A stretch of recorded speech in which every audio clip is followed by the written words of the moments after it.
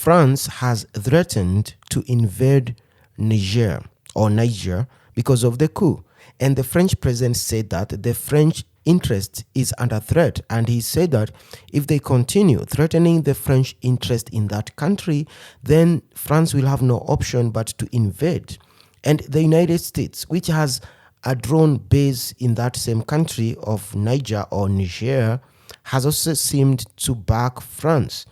In other words, we are going to witness what happened in Libya back in 2011 when NATO, that is France and the United States, bombed Tripoli every night for a whole month until the government of Muammar Gaddafi fell. Now, before I continue to explain to you why there was a coup in Niger in the first place and why France is talking in this way, the country of Mali and Burkina Faso, which had the same type of coups in the year 2021 and last year 2022. As a matter of fact, these two countries, that is Burkina Faso and Mali, had two coups, which we can say they had counter coups after the coup. So they have said that in case France tries to do this military intervention, then they will also have no option but to go to Niger and fight alongside their brothers in that country. So that's what they said. It's all over news. You can look it up. But the two countries, that is Mali, which are currently ruled by military juntas or military leaders, have said that they are also going to back those coup leaders in Niger. And you have to understand they are neighbors. Mali is here. It's neighboring Algeria. And this is where the jihadists started back in 1995. So the problem started here on the border of Algeria and Mali. There were these jihadists who are opposing the government in Algeria. So they were pushed south. They came to Mali and started Islamist jihadists in this territory in the north of Mali. Now back to France. What is this French interest in Niger that France wants so much to break international law and invade a sovereign country in Africa? So allegedly, the French interest in that country is gold mining and uranium, and particularly the uranium. So it said that France gets 80% of their uranium needs from Niger, and they are supposed to be paying between 20 to 25 billion euros every year to this country for their uranium. And the other thing you need to note is that France is the most uranium dependent country in Europe. They rely so much on uranium to generate electricity, which is a complete contrast to Germany, which relies heavily on natural gas to generate electricity. And I do recall France was recently making fun of Germany because of them relying so much on Russia for their energy needs. And today now it's France because the coup leaders in Niger stopped uranium export to France, or basically uranium export to any other country. And the reason they gave was that they are not getting paid. A lot of money doesn't come back home for the uranium that Niger exports to France and China. A lot of that money is stolen by politicians, and that's why they stopped the export of uranium. And the other thing you need to note, when we talk of the most wealthy or most valued company in any country, for example, in the United States, we talk of Amazon, we talk of Microsoft. You go to a country like Saudi Arabia, we talk of Saudi Aramco, which is the company in charge of crude oil and oil exports. In France, the most valued company is called the Areva. This is one of the most valued companies in France. In Paris, the central business district, Areva has the largest, most iconic building there, this one here. So Areva is one of the most valued company in France because of uranium they extract in Niger. So you understand the contrast. The most valued company in France got rich of exploitation or exploiting one of the poorest countries in Africa, if not the poorest. So they exploit Niger and become the richest company in Europe, one of the richest. So that's the French interest we are talking about. And these coup leaders, the soldiers in Niger, they have now stopped the export of uranium, and maybe very soon it's going to affect the stock market of this company. And that's why now the French president is threatening using military intervention in that country. Of course, he's going to use the pretext that the ousted government, the puppet government that was removed, which now they keep saying that is the most democratically recognized government in that country, has invited them to intervene. So they're going to use that as a pretext. But it's the same thing that Russia did in Ukraine, is the same thing that France is insisting or wants to do in Niger. But this one won't be treated the same way. It's an invasion, nevertheless, but international law doesn't apply in Africa.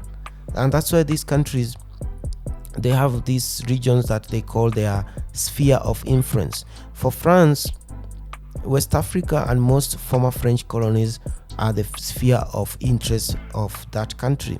They can walk in, they can bring their soldiers there and do whatever they want to do, and they are not breaking international law. But Russia, when they start saying that Ukraine is their sphere of influence and Georgia is their sphere of influence, they are told, no, that is not true. You are going to break international law if you go there.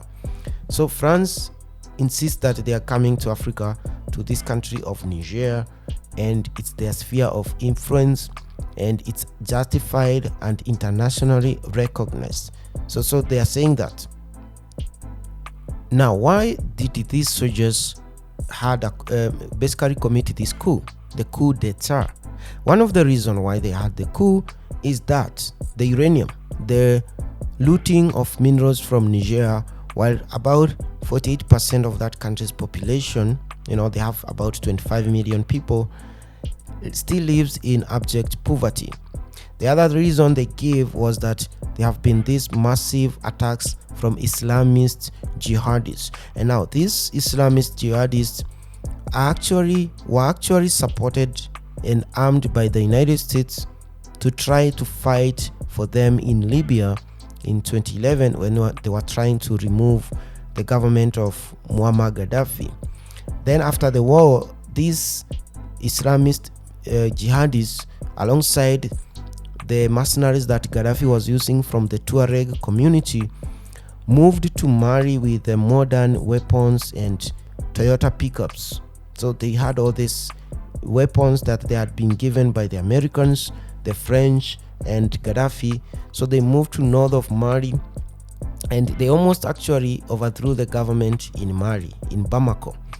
In Timbuktu, they went there and took over that city back in 2014. And that's when the French sent in 9,000 troops to try to intervene in the actions of the Islamists that they had armed in Libya. And those Islamists now today are operating in Burkina Faso. They are now today in Niger. South of Niger, we have the other Islamists called Boko Haram from Nigeria. So it's these Islamists that have also made the soldiers in Niger feel that the civilian government is not doing enough, so they had to remove it. Lastly, when Mali and Burkina Faso had a coup and they kicked out the French, the German, and the American troops there, they closed those bases. Those troops were invited by the president of Niger to go there. So today in Niger, we have troops from about 4 European countries, including the United States.